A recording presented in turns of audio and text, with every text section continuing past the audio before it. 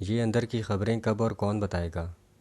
Column نگار Syed Sardar Ahmad Pirzada, the first blind journalist of Pakistan, APNS best Urdu column award holder, روزنامہ نئی بات، مورخہ 9 اکتوبر 2019۔ جب بھی کبھی کسی اہم واقعے کی اندر کی خبر کا پتہ چلتا ہے تو یہ خیال مزید پکا ہو جاتا ہے کہ بڑے واقعات خود بخود نہیں ہو جاتے، بلکہ ان کے پیچھے مفادات کی منصوبہ بندی ہوتی ہے۔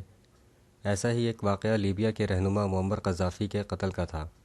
بظاہر قذافی اپنے مخالفین نیشنل ٹرانزیشنل کونسل کے باغیوں کے ہاتھوں قتل ہوئے۔ وہ اپنے چند حامیوں کے ساتھ سیوریج کے ایک بڑے پائپ میں چھپے ہوئے تھے جب انہیں گھسیٹ کر باہر نکالا گیا اور انہیں بندوق کی سنگینوں کے ساتھ ساتھ گولیوں سے بھی چھلنی کیا گیا۔ جس وقت لیبیا کے سابق صدر معمر قذافی کو قتل کیا گیا، اس وقت ان کی زبان پر یہ الفاظ تھے: میں نے تمہارا کیا بگاڑا ہے؟ سامنے آنے والی پرانی خفیہ ای میلز کو دیکھ کر معلوم ہوتا ہے کہ معمر قذافی کو اس لیے بے دردی سے قتل کیا گیا کیونکہ فرانس افریقی ممالک میں اپنی مالی دھاک برقرار رکھنا چاہتا تھا۔ سابق امریکی وزیر خارجہ ہیلری کلنٹن کی 2016 میں سامنے آنے والی خفیہ ای میلز کا کچھ حصہ محکمہ خارجہ نے جاری کیا۔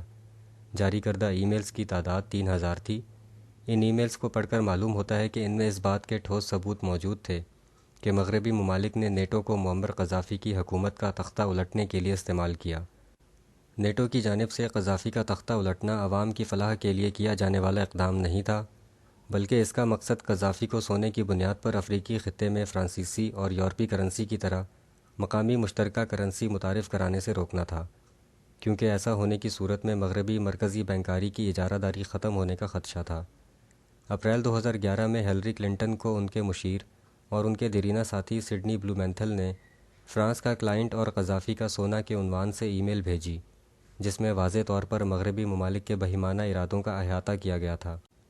ای میل میں لکھا تھا کہ فرانس کی قیادت میں نیٹو افواج نے لیبیا میں کارروائی شروع کی ہے، جس کا بنیادی مقصد لیبیا کے تیل کا زیادہ سے زیادہ حصہ حاصل کرنا اور ساتھ ہی قذافی کے اس دیرینہ منصوبے کو ناکام بنانا تھا جس کے تحت وہ افریقہ میں فرانس کے زیر غلبہ علاقوں میں اپنا غلبہ قائم کرنا چاہتے ہیں۔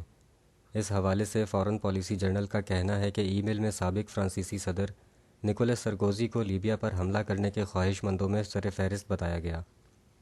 اس ای میل میں 5 بنیادی مقاصد ذہن میں رکھنے کے لیے کہا گیا: لیبیا کا تیل حاصل کرنا، خطے میں فرانس کا اثر و رسوخ برقرار رکھنا، ملک میں داخلی سطح پر نکولس سرکوزی کی ساکھ بہتر کرنا، فرانسیسی عسکری قوت کو اجاگر کرنا اور قذافی کے افریقی خطے میں اثر و رسوخ بڑھانے کو روکنا۔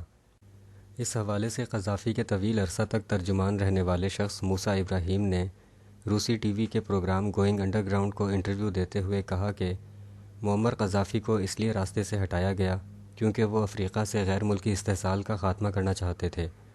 انہوں نے کہا کہ نیٹو کی وجہ سے ایسے تمام گروپس جنہیں کنٹرول میں رکھا گیا تھا وہ کھل کر باہر آ گئے اور انہوں نے لیبیائی قوم کا ایک خواب چکنا چور کر دیا۔ یہ خواب اور اس کے لیے منصوبہ دہائیوں کی نوآبادیاتی اور اس کے بعد کے نظام کو دیکھ کر اور تجربات حاصل کر کے مرتب کیا گیا تھا۔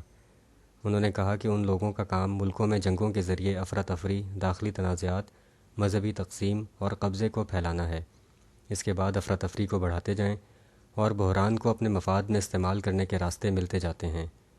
معمر قذافی کے قتل کی مذکورہ خفیہ معلومات پڑھنے سے سوال ذہن میں آتا ہے کہ کیا پاکستان سے تعلق رکھنے والے چند اہم واقعات کی اندر کی خبریں بھی کبھی باہر آئیں گی؟